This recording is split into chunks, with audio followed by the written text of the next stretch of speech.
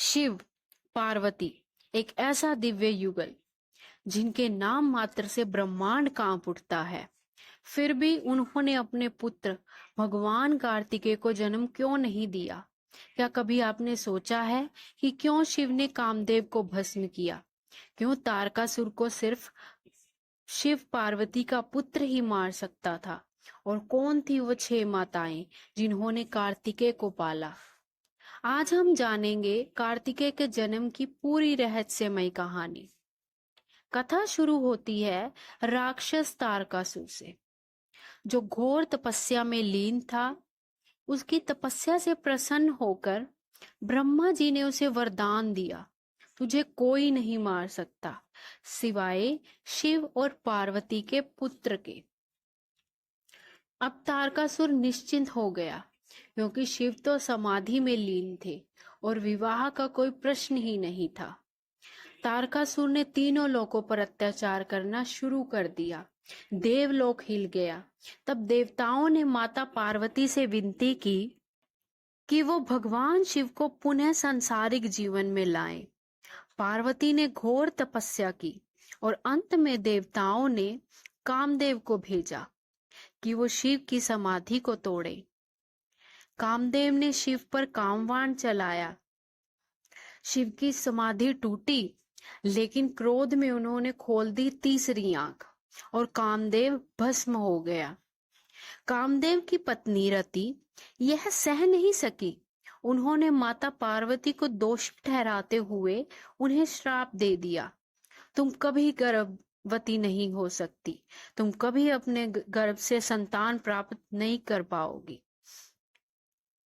समय बीता, शिव पार्वती का विवाह हुआ, पर रति के श्राप के कारण माता पार्वती संतान उत्पन्न नहीं कर सकी। अब देवताओं को तारकासुर से मुक्ति चाहिए थी और शिव को अपना तेज बाहर निकालना पड़ा।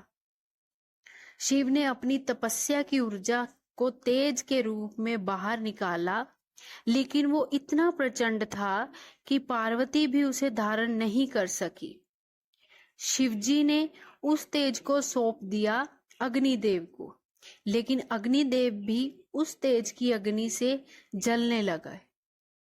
अग्निदेव ने वह तेज गंगा माता को सौंपा और गंगा ने वह तेज सरवन झील में प्रवाहित कर दिया। और वहीं कमल के फूलों पर जन्म हुआ एक अद्भुत बालक का। उस बालक के 6 मुख थे, 12 भुजाएं और शरीर से तेजोमय प्रकाश निकल रहा था। 6 देव कन्याएं, जिन्हें कार्तिकाएं कहा जाता है, उन्होंने उस बालक को पाला, इसलिए उसका नाम पड़ा कार्तिकेय। युवावस्था में पहुंचते ही कार्तिकेय बने देवताओं के सेनापति। उन्होंने भयंकर युद्ध कर तारकासुर का वध किया और तीनों लोकों में शांति स्थापित की।